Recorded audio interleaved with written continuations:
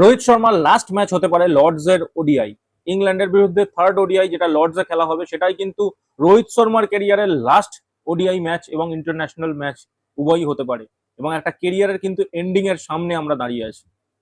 দ্বিতীয় ওডিআই ম্যাচেও কিন্তু ইন্ডিয়া হেরে গেছে এবং প্রথম ওডিআইতে যেভাবে তারা জিতে স্টার্ট করেছিল, সেকেন্ড ওডিআইতে সেই ধারাবাহিকতা বজায় রাখতে পারলো না এবং হারের সম্মুখীন হলো। এবং সবচেয়ে বড় নিউজ যেটা ঘোরাঘুরি করছে, যেহেতু খুব ট্রাস্টেড সোর্স থেকে নিউজটা আসছে, যে রোহিত শর্মার লাস্ট ম্যাচ কিন্তু লর্ডসেই হবে। এবং অ্যাকর্ডিং টু রিপোর্টস, যে রোহিত শর্মার যারা প্যারেন্টস আছে তারাও কিন্তু ফ্লাই করে গেছে ইংল্যান্ডে এবং লর্ডসে, এবং তারা কিন্তু লাস্ট ম্যাচে উপস্থিত থাকবে। এগুলো কিন্তু টোটালি হিন্ট করছে রোহিত শর্মার প্রবাবলি কেরিয়ার কিন্তু শেষ এই লর্ডসের ওডিআই ম্যাচের পর। এবার দেখুন, একটা কথা তো পরিষ্কার যে রোহিত শর্মা নিজে থেকে রিটায়ারমেন্ট নিচ্ছে না, তাকে ফোর্সই করা হচ্ছে। তার কারণ নিজে থেকে রিটায়ারমেন্ট নিলে সে তার ফিটনেসের ওপর এই কেরিয়ারের এই টাইমে এসে এত কাজ করতো না, বডি এতটা লিন করতো না, এবং পারফরমেন্সও আমরা খারাপ বলতে পারি না, তার কোনোভাবেই খারাপ বলা যায় না। তো এই সবের পরেও তার রিটায়ারমেন্ট। তো টোটাল ভিডিওটা নিয়ে আমরা এই টোটাল দুটো টপিক নিয়ে এই ভিডিওতে আলোচনা করব। চ্যানেলে নতুন হয়ে থাকলে কিন্তু ডেফিনেটলি চ্যানেলটাকে সাবস্ক্রাইব করে দিয়ে যাবেন। চলুন শুরু করা যাক।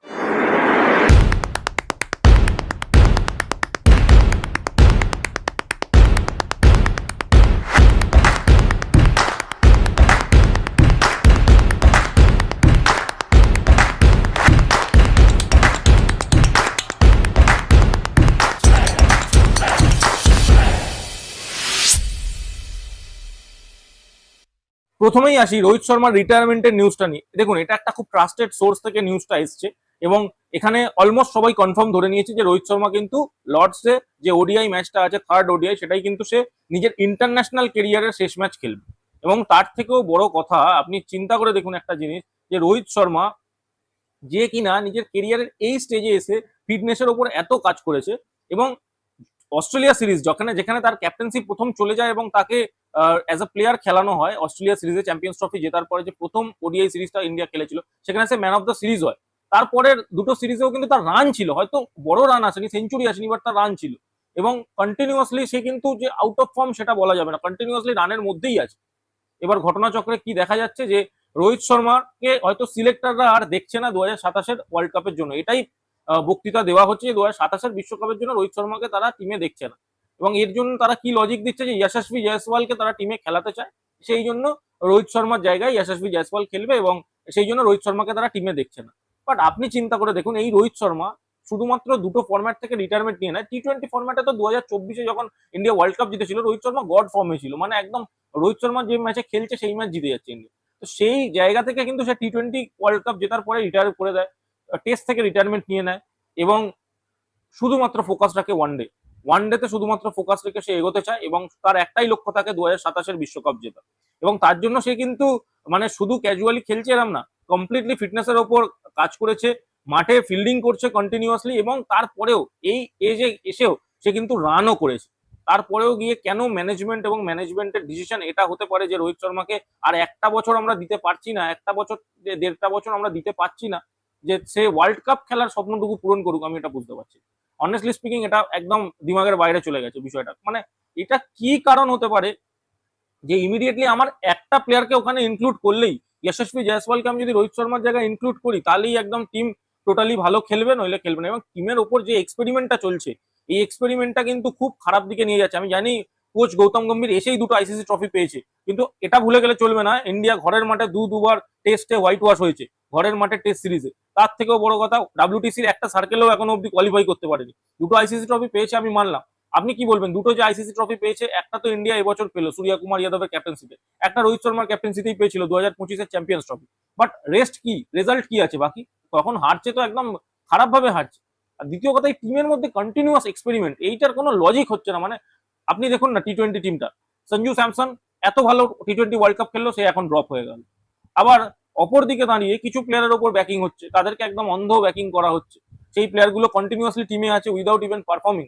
মোহাম্মদ শামি কন্টিনিউয়াসলি ইগনোর হচ্ছে, মোহাম্মদ শামি আর টিমে আসতেই পারছে না 2023-এর ওয়ার্ল্ড কাপের পর থেকে। তাকে আর টিমে মানে কেউ মানে তাকে টিমে কনসিডারই করলো না। সে দুটো আইপিএল যথেষ্ট ভালো পারফরমেন্স করলো, তারপরেও কিন্তু তাকে রঞ্জিতে বা ঘরোয়া ক্রিকেটে তার পারফরমেন্স দুর্দান্ত, তারপরেও সে এলো না।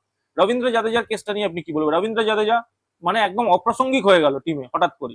মানে যে প্লেয়ারটা টিমের একমাত্র অলরাউন্ডার ছিল, যাকে আমরা স্পিন, ব্যাটিং, ফিল্ডিং তিন দিক দিয়ে পেতাম, সেই প্লেয়ারটা একদম অপ্রাসঙ্গিক হয়ে গেল। টিমের আর ধারে কাছেও তাকে দেখা যাচ্ছে না।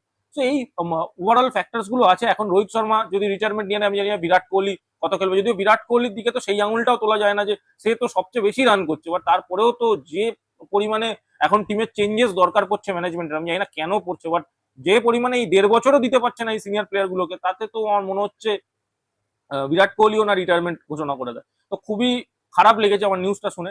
আমার মতে যে প্লেয়ারটার এতটা ডেডিকেশন ছিল একটা মাত্র ওয়ার্ল্ড কাপ তোলার জন্য, সেই প্লেয়ারটাকে আর 1 বছর দেওয়া যেতে পারতো। এটা আমার পার্সোনাল মতামত। অবশ্যই আমি ইয়াং প্লেয়ারদের খেলানোর পক্ষেও আছি, বাট অনেকে এই কেসটা টানতে পারে যে সচিন টেন্ডুলকার তো সেই সময় বলেছিল, বাট সচিন কিন্তু 2011 বিশ্বকাপ জিতে যাওয়ার পরে কখনোই বলেনি আমি 15 বিশ্বকাপ খেলবো।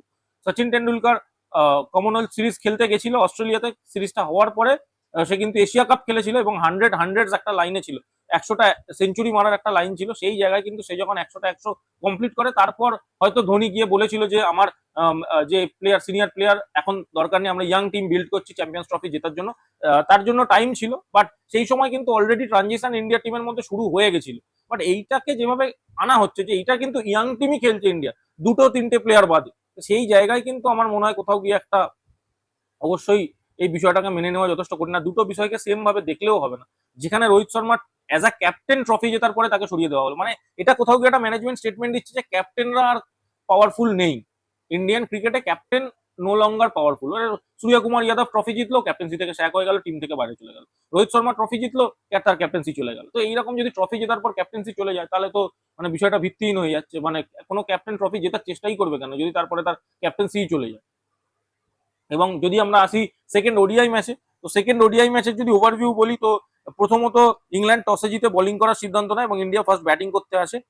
শুভমান গিল আর রোহিত শর্মা স্টার্টিং ভালো করে এবং রোহিত শর্মাকে পরিষ্কার দেখে বোঝা যাচ্ছিল যে রোহিত শর্মা একটা কোনো প্রেশারের মধ্যে আছে। রোহিত শর্মা 47 বলে 26 রান করে, উইল জ্যাক্সের বলে আউট হয়, বাট সে কিন্তু এত স্লো কোনোদিন তাকে আমি খেলতে দেখিনি। মানে যে প্লেয়ারটা পায় পাওয়ার প্লে ডমিনেট করতো, সেই প্লেয়ারটা এত স্লো খেলছে।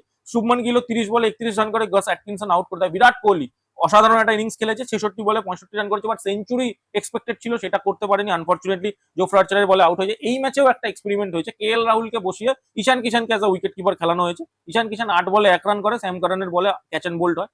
শ্রেয়াস আইয়ার ভালো খেলেছে, শ্রেয়াস আইয়ারের উপর একটা প্রেশারও ছিল, বাট অ্যাজ আ ব্যাটসম্যান আমার মনে হয় না তার উপর কোনো সন্দেহ ছিল। সে ভালো খেলেছে, 71 বলে 66 রান করেছে। এবং তারপরে ইন্ডিয়ার যে সোকল্ড অলরাউন্ডার্স এর গ্রুপ আছে, পুরো 8 নম্বর 9 নম্বর অব্দি ইন্ডিয়ার ব্যাটিং আছে, তারা সিঙ্গেল ডিজিটে কন্ট্রিবিউশন করেছে। কেউ 2 রান, ওয়াশিংটন সুন্দর 2 রান, অক্ষর প্যাটেল 1 রান, শিবম দুবে 0, গুরনুর ব্রার 7, এবং লাস্টে জসপ্রীত বুমরা 3টে 4 একটা 6 মেরেছে, 20 রান করেছে। এবং ইন্ডিয়া কোনো মতে 44 ওভারে 233 রান করে এবং অল আউট হয়ে যায়। ইংল্যান্ড ব্যাটিং করতে আসে, জসপ্রীত বুমরার প্রসিদ্ধ কৃষ্ণা কিন্তু দুর্দান্ত একটা স্টার্ট নেয়, ইভেন গুরনুর ব্রার। বেন ডাকেটকে প্রথম বলেই জসপ্রীত বুমরা আউট করে দেয়। কিছুক্ষণ পর প্রসিদ্ধ কৃষ্ণার বলে জেকব বেথেলও আউট হয়ে যায়। হ্যারি ব্রুককেও গুরনুর ব্রার তাড়াতাড়ি আউট করে দেয়। ইভেন স্যাম কারানও শিবম দুবের বলে আউট হয়ে যায়।